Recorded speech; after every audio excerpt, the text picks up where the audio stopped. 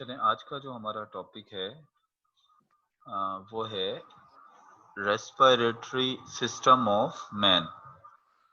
Chapter number 13 का जो ये लास्ट टॉपिक है और इस टॉपिक में हम डिस्कस करेंगे रेस्पिरेटरी सिस्टम ऑफ मैन, यानी ह्यूमन बीइंग के जो है वो रेस्पिरेटरी सिस्टम को हमने जो है वो डिटेल में डिस्कस करना है। अच्छा, रेस्पिरेटरी सिस्टम ऑफ मैन का जो पूरा एक सिस्टम है, इसको बताने से पहले मैं आपको एक थोड़ी सी पहले एक जर्नल सा एक इंट्रोडक्शन दे देता हूँ। देखो, हम रेस्पिरेशन करते क्यों हैं, हम ब्रीथ करते क्यों हैं। अब देखो, सबसे पहले क्या होता है, ये हमारा सेल है। फॉर एग्जाम्पल, ये हमारी बॉडी का एक सेल है और इस सेल को क्या चाहिए, एटीपी चाहिए, एनर्जी चाहिए। एनर्जी किससे मिलती है, एटीपी से मिलती है। एटीपी कहाँ से आएंगे, एटीपी आएंगे ग्लूकोज से। और ग्लूकोज से कैसे एटीपी आएंगे, जब ग्लूकोज बर्न होगी, ग्लूकोज जलेगी। लेकिन ये वाला बर्न होना नहीं है कि आपने किसी चीज को जल्दी से जला दिया, कागज को जला दिया। ग्लूकोज आहिस्ता आहिस्ता बर्न होती है। पहले ग्लाइकोलाइसिस होता है, फिर क्रेब्स साइकिल होती है, फिर इलेक्ट्रॉन ट्रांसपोर्ट चेन होता है। ये सारी चीजें आप जो है वो पढ़ चुके हो। तो अब देखो, एटीपी बनाने के लिए या ग्लूकोज को बर्न करने के लिए किसकी जरूरत है, ग्लूकोज को बर्न करने के लिए हमारे पास, या एटीपी प्रोड्यूस करने के लिए हमें ऑक्सीजन की जरूरत है। आपको पता है ना, चीजें जो बर्न होती हैं वो किसकी प्रेजेंस में होती हैं, ऑक्सीजन की प्रेजेंस में। अब ये ऑक्सीजन आपके पास कहाँ से आएगी, तो ऑक्सीजन जो हमारे पास आती है ये कहाँ से आती है, जब हम सांस लेते हैं। ये मैं एक ह्यूमन को यहाँ पर, हम जब सांस लेते हैं तो सांस के जरिए ये ऑक्सीजन जाती है हमारे किसमें, हमारे लंग्स में। हमारे लंग्स से ये ऑक्सीजन किसमें जाती है, हमारे ब्लड में। और ब्लड से ये ऑक्सीजन कहाँ चली जाती है, हमारे बॉडी के सेल्स तक। और जब ये ग्लूकोज बर्न होता है, जब भी कोई चीज बर्न होती है तो बर्निंग के दौरान जो है वो क्या रिलीज होती है, कार्बन डाइऑक्साइड। जब भी कोई चीज बर्न होती है तो उस दौरान क्या रिलीज होती है, कार्बन डाइऑक्साइड। तो रेस्पिरेशन में भी कार्बन डाइऑक्साइड प्रोड्यूस होती है। और कार्बन डाइऑक्साइड जो है ये कहाँ जाती है, ये ब्लड में जाती है। और ब्लड से ये कार्बन डाइऑक्साइड लंग्स में जाती है। और लंग्स से ये कार्बन डाइऑक्साइड फिर हम क्या करते हैं, बाहर एक्सहेल कर देते हैं। तो ये पूरा मैंने आपको बताया, ये रेस्पिरेटरी सिस्टम ऑफ मैन। ये पूरा का पूरा ह्यूमन बीइंग का क्या है, ये रेस्पिरेटरी सिस्टम है। अब अगर हम ह्यूमन बीइंग के रेस्पिरेटरी सिस्टम की बात करें, तो respiratory system of human being consist of pair lungs. एक तो क्या होता है, ह्यूमन बीइंग के अगर हम रेस्पिरेटरी सिस्टम की बात करें तो ह्यूमन बीइंग के रेस्पिरेटरी सिस्टम के अंदर एक तो होता है पेयर्ड लंग्स। हमारे पास क्या होते हैं, लंग्स का एक पेयर होता है। एक लंग ये हो गया और दूसरा लंग ये हो गया। एक तो लंग्स का ये पेयर है। और दूसरे नंबर पर क्या चीज होती है, एक होता है एयर पैसेज वे। मतलब पहले आपकी नोस्ट्रिल से ऑक्सीजन जो है वो नेजल कैविटी में आती है, नेजल कैविटी से फेरेंक्स में, फिर ट्रेकिया में आती है, ट्रेकिया से फिर ब्रोंकाई में आती है। और ये जो नालियां होती हैं जो ऑक्सीजन को कहाँ लेकर आ रही होती हैं, हमारा ये पूरा ऊपर वाला सिस्टम जिससे ऑक्सीजन जो है पास होती हुई लंग्स के अंदर आती है, इसको हम क्या कहते हैं, इसको हम कहते हैं एयर पैसेज वे। तो दो चीजों पर इसके अंदर हम दो चीजों को जो है वो रेस्पिरेशन में डिटेल में देखेंगे। एक हम देखेंगे एयर पैसेज वे को, यानी हवा या ऑक्सीजन जो है वो कौन से रास्ते से होती हुई लंग्स के अंदर आती है। और फिर इन लंग्स को जो है वो हम डिस्कस करेंगे। थोड़ा सा एक बात कर लेते हैं, जैसे आपकी बुक में लिखा हुआ है कि ये जो हमारे लंग्स हैं, paired lungs of man are situated in thoracic cavity. यानी आपके जो लंग्स होते हैं वो कहाँ मौजूद होते हैं, वो मौजूद होते हैं आपकी थोरेसिक कैविटी में। मिसाल के तौर पे मैं एक बना लेता हूं यहाँ पर, मैं इसको कहता हूं, ये ऐसे एक ड्रम सा जो है, ये क्या है, ये थोरेसिक कैविटी है आपकी। इसको मैं कह देता हूं ये आपकी थोरेसिक कैविटी है, या मैं कहता हूँ ये जो मैंने बनाया है इसको मैं कहता हूँ ये चेस्ट कैविटी है। थोरेसिक कैविटी कह लो या आप इसको कह लो चेस्ट कैविटी। अब इस चेस्ट कैविटी के अंदर क्या मौजूद है? ये हमारे लंग्स मौजूद हैं। ये एक लंग हो गया और ये दूसरा लंग, ये हो गया हमारा लंग्स हो गया। किसके अंदर मौजूद हैं? ये हमारी चेस्ट कैविटी में या थोरेसिक कैविटी के अंदर हमारे लंग्स हैं। तो सबसे पहले तो आपको क्या पता लगा कि pair lungs of man are situated in the thoracic cavity, यानी पेयर शेप के जो लंग्स होते हैं वो हमारे कहाँ मौजूद होते हैं? वो मौजूद होते हैं थोरेसिक कैविटी में।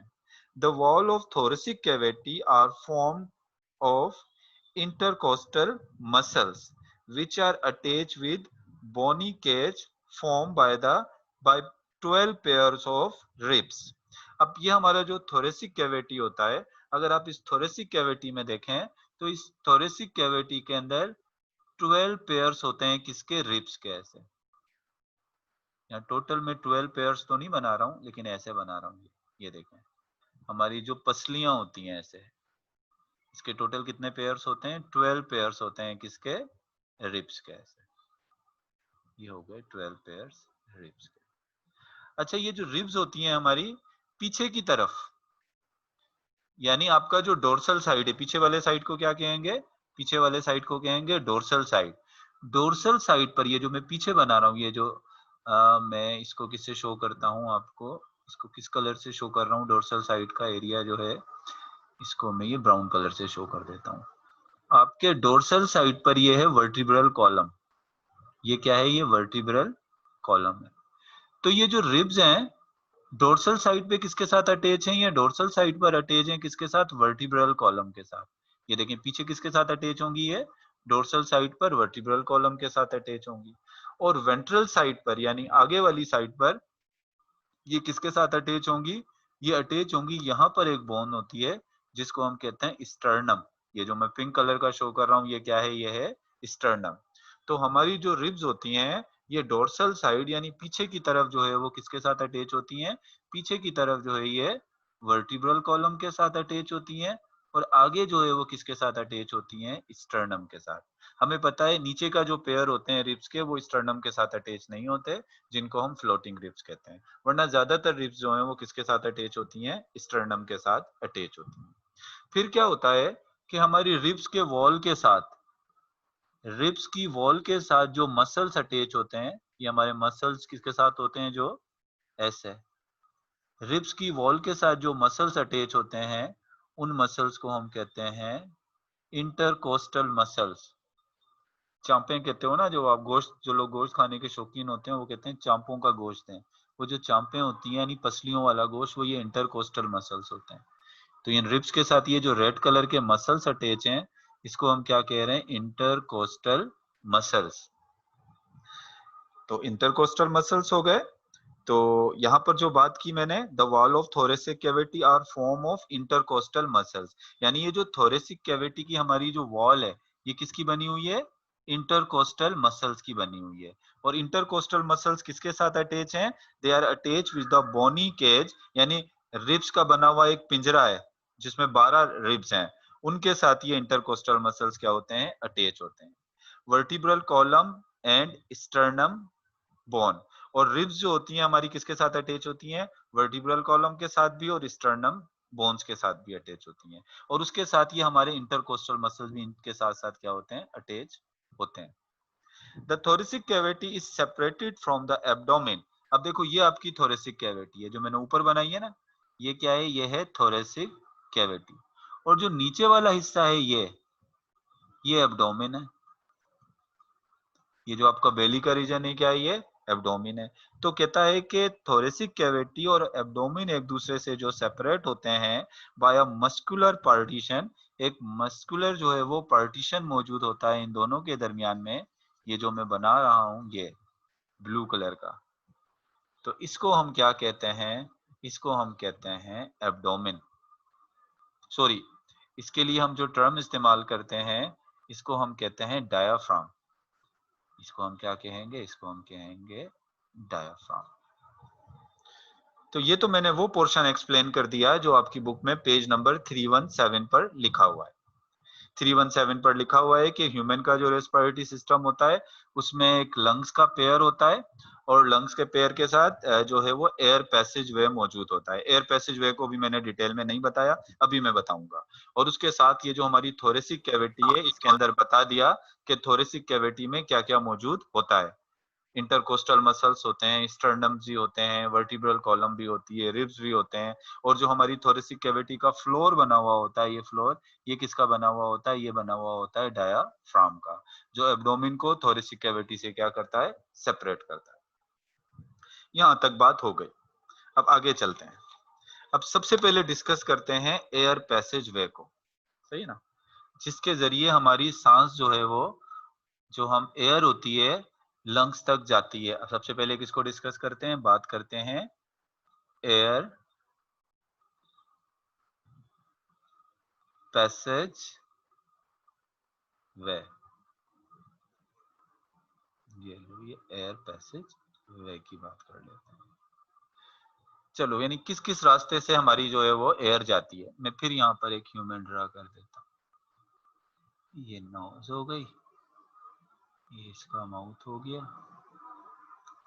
और ये ऐसे, और ये ऐसे।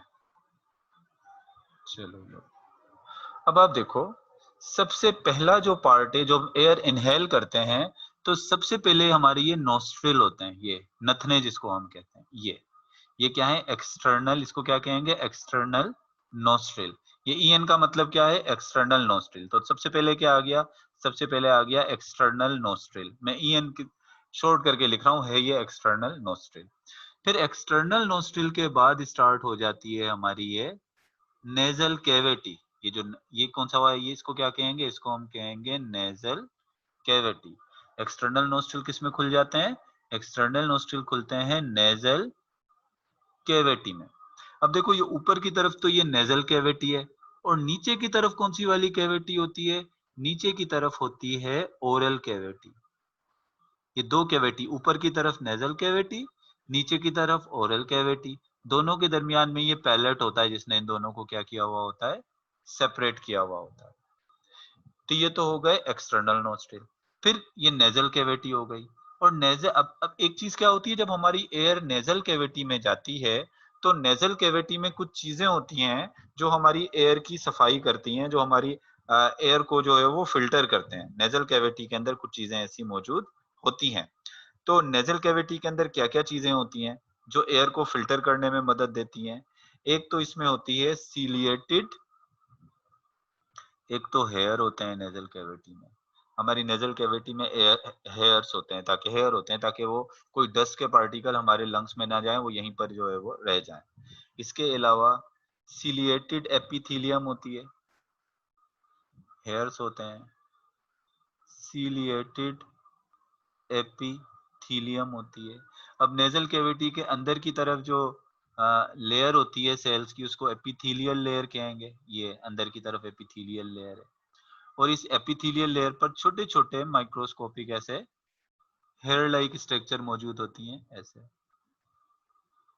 ऐसे छोटी छोटी हेयर लाइक स्ट्रक्चर मौजूद हैं।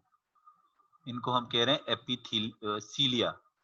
तो मतलब नेजल कैविटी की जो एपिथेलियम होती है, यानी अंदर की लेयर, जो एपिथेलियल लेयर है, वो क्या होती है? वो बेसिकली जो है वो सीलिएटेड होती है, मतलब उसमें सीलिया होते हैं। और सीलिया भी किस चीज का काम करेंगे? यहाँ से भी जो है वो उसको सफाई का काम करेंगे एयर की। कोई भी ऐसे पार्टिकल्स या कोई चीजें जो है यहाँ पर जो है वो अटैच हो जाएंगी। और इसके अलावा तो हमारी, जी जी, जी जी पूछे। सीलिएटेड अलग होते हैं और हेयर्स अलग होते हैं? हाँ, दोनों ये अलग है, हेयर अलग है और सीलिया अलग है। हेयर तो आपको नजर आते हैं ना, हेयर तो आपको नजर भी आ सकते हैं, सीलिया नजर थोड़ी आती, सीलिया तो बहुत माइक्रोस्कोपिक होते हैं। फिर इसके अलावा म्यूकस सिक्रीटिंग सेल्स भी होते हैं। इनमें क्या होते हैं? इस नेजल कैविटी में म्यूकस सिक्रीटिंग सेल्स भी होते हैं।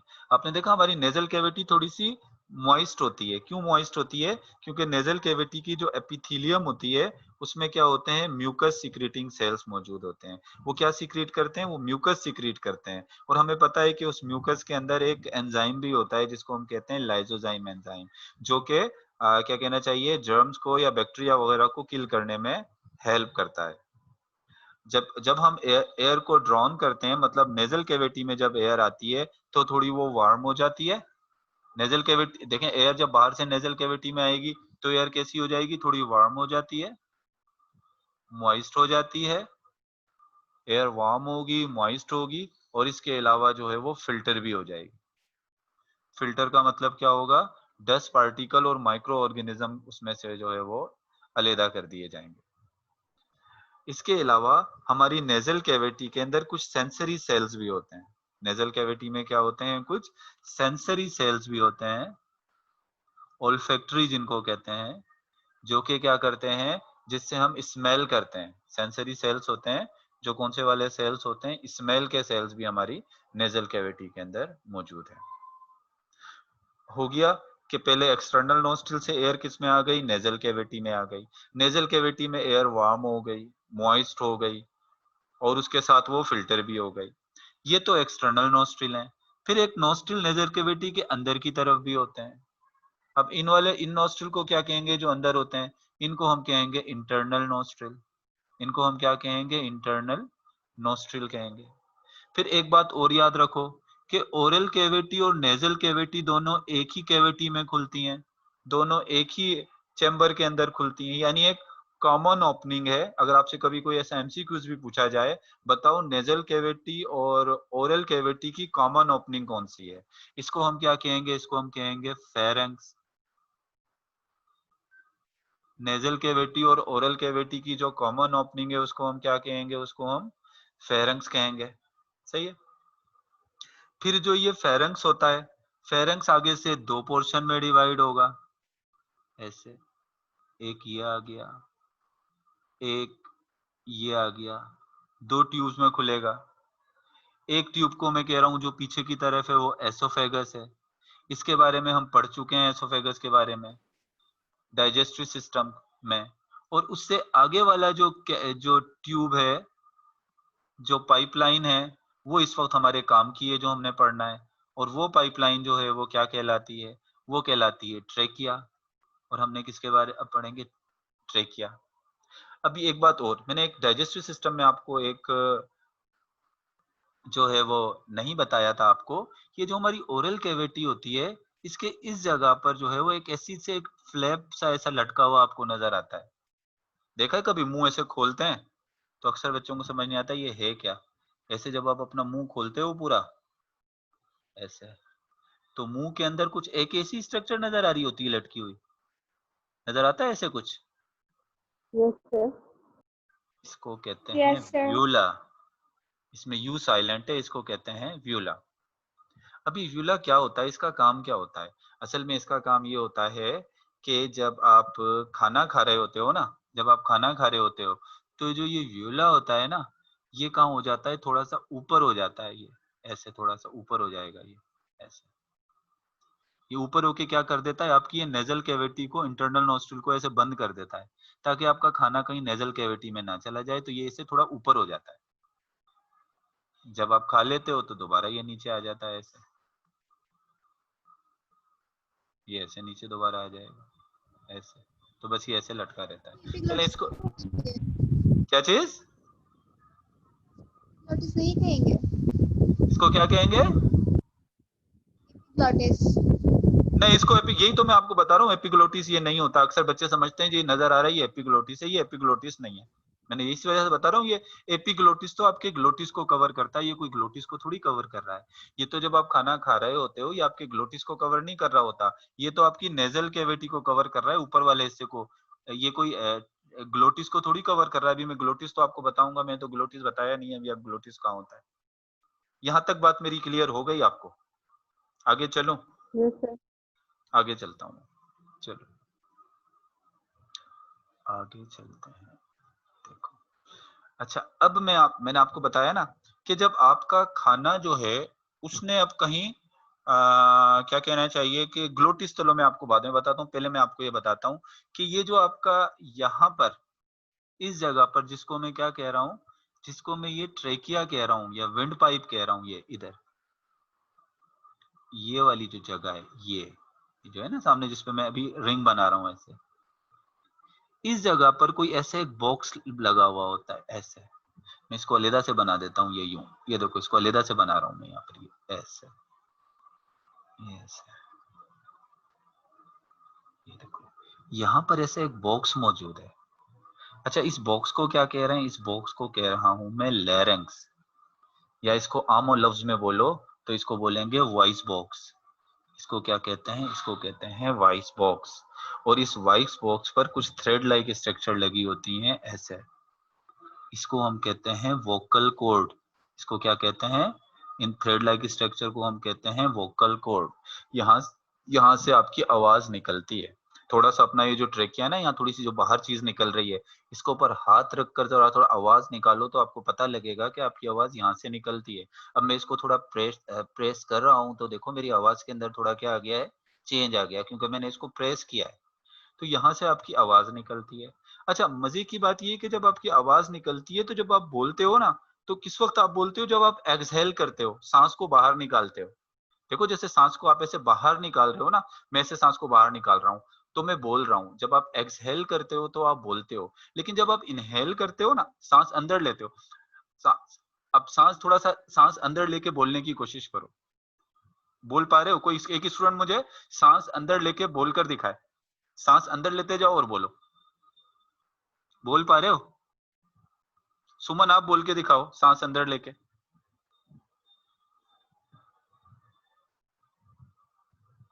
बोल पा रहे हो? No sir.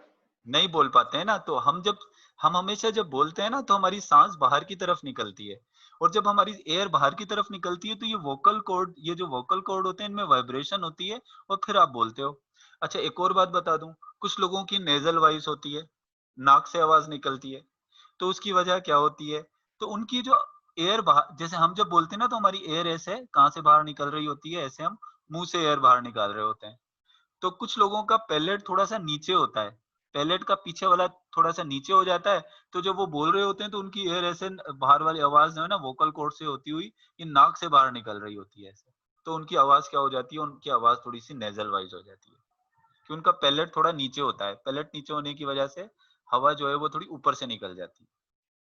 M I clear? Have you got Yes, my sir. Point? तो ये दोबारा बताइएगा लेरेंस। लेरेंक्स का मैंने आपको कहा कि लेरेंक्स हमारा वॉइस बॉक्स है, इससे हमारी आवाज निकलती है। लेरेंक्स के ऊपर वोकल कॉर्ड लगे, धागे लगे हुए होते हैं, वोकल कॉर्ड। जब इनमें वाइब्रेशन होती है तो उससे हमारे आवाज निकलती है। जुबान तो लफ्जों को बनाती है, असल आवाज जो प्रोड्यूस हो रही है वो कहाँ से प्रोड्यूस हो रही है? वो आपके वोकल कॉर्ड से प्रोड्यूस हो रही है, या लेरेंक्स है। और ये जो लेरेंक्स है, ये लेरेंक्स जो है, तो मैंने आपको कहा जब आप बोलते हो ना, जब आप एक्सहेल करते हो, जब हवा बाहर निकालते हो, तो उस वक्त जैसे मुंह से जब एयर एयर बाहर निकालोगे ना, तो आपको क्या होगी? फिर आपकी आवाज जो है वो प्रोड्यूस होती है। कभी भी आप ऐसे नहीं हो सकता है आप अंदर हवा लेकर या एयर को इनहेल करके मुंह से अंदर की तरफ हवा लेके बोल के दिखाओ तो आप नहीं बोल पाओगे। तो ये बात मैं आपको बता रहा था। चलो टॉपिक से हटकर मैंने आपको एक जस्ट एक बात बता दी है, तो टॉपिक है नहीं, बता दी मैंने आपको एक बात। अब हम असल बात की तरफ आ जाते हैं। अब आप ये देखो, ये जो लेरेंक्स है, लेरेंक्स के साथ यहाँ पीछे की तरफ एक ओपनिंग है यहाँ पर। इस ओपनिंग को हम कहते हैं ग्लोटिस। इस ओपनिंग को हम क्या कहते हैं? इस ओपनिंग को हम कहते हैं ग्लोटिस। और इस ग्लोटिस के ऊपर एक जो फ्लैप लगा हुआ होता है उसको क्या कहते हैं? उसको हम कहते हैं एपिग्लोटिस। उसको हम क्या कहते हैं? एपिग्लोटिस। और एपिग्लोटिस का फंक्शन मैं आपको डाइजेस्टिव सिस्टम में बता चुका हूँ। जब हम इनहेल करते हैं फूड को, तो हमारा खाना कहीं जो है वो किसके अंदर ना चला जाए? हमारे इसके अंदर ट्रेकिया के अंदर ना चला जाए, हमारे विंड पाइप में ना चला जाए। तो क्या होता है कि ये हमारा जो एपिग्लोटिस है वो ग्लोटिस को क्या कर देता है? ऐसे बंद कर देता है उस वक्त। इसका काम क्या है एपिग्लोटिस का? ग्लोटिस को क्लोज कर देना या बंद कर देना। किस टाइम? जब आप सॉलिंग करते हो, जब आप खाने को जो है वो इनहेल करते हो, तो उसकी वजह से वो फूड जो है वो फिर कहाँ जाता है? वो एसोफेगस में जाए, ताकि इसमें ना जाए। चलें, ये बात हो गई। नेजल कैविटी जो है वो किसमें खुलती है? नेजल कैविटी खुल जाएगी तीसरे पार्ट में, जिसको हम कह रहे हैं फेरेंक्स। और फेरेंक्स का मैंने आपको बताया कि फेरेंक्स कॉमन ओपनिंग है नेजल कैविटी और ओरल कैविटी।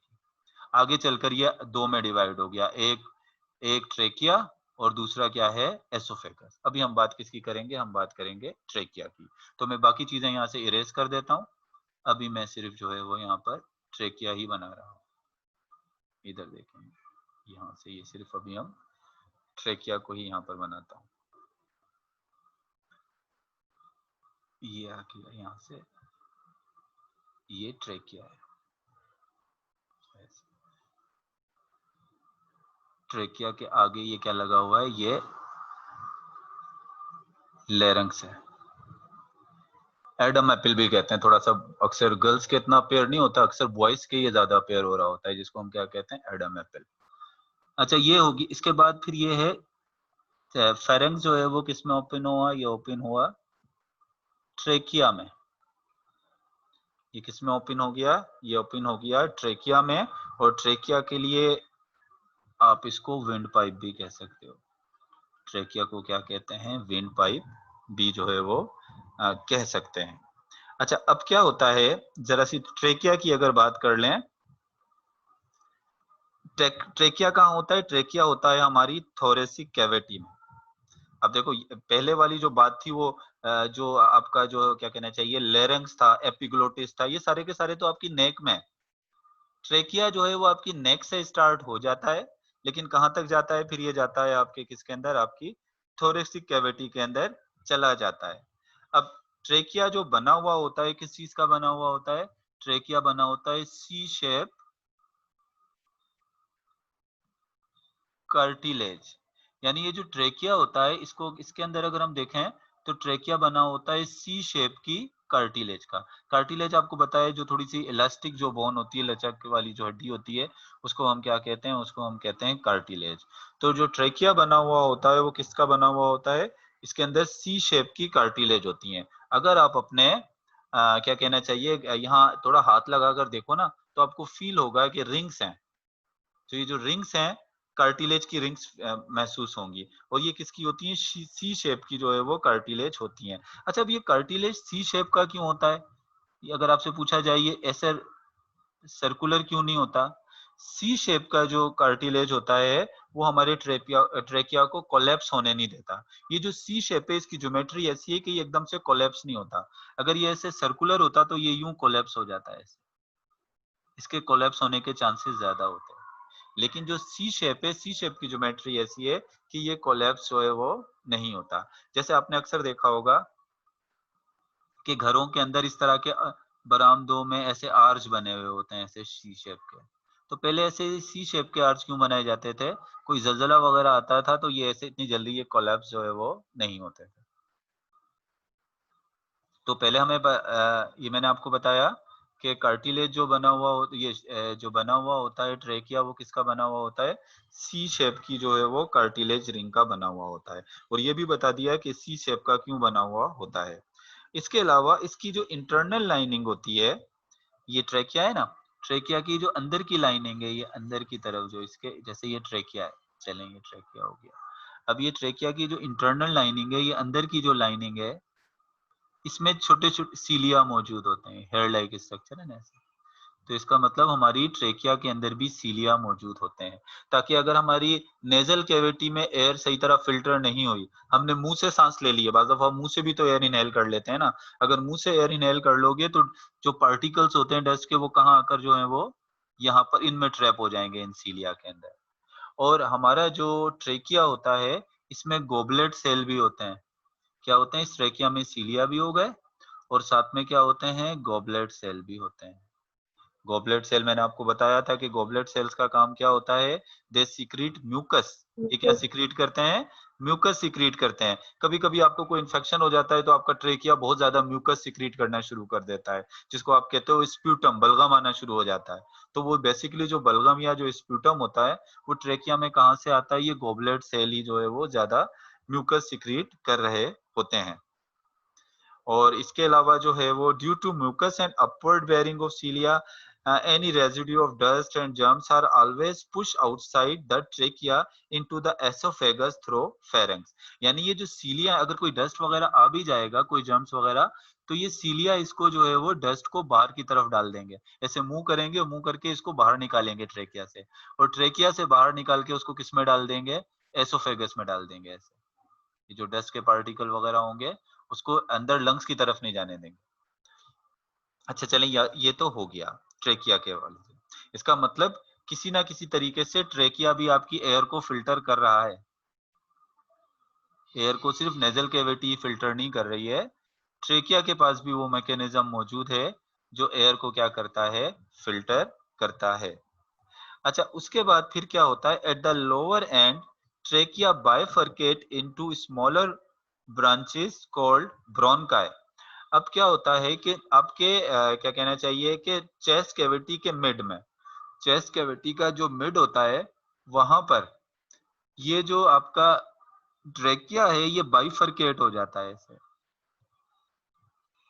ऐसे बाइफरकेट होके दो ब्रांचेस में टूट जाता है, और इन ब्रांचेस के अंदर भी सी शेप की कार्टिलेज होती है, और इन ब्रांचेस को हम क्या कहते हैं, इनको हम कहते हैं ब्रोंकाई। इन ब्रांचेस को हम क्या कहेंगे, ब्रोंकाई कहेंगे।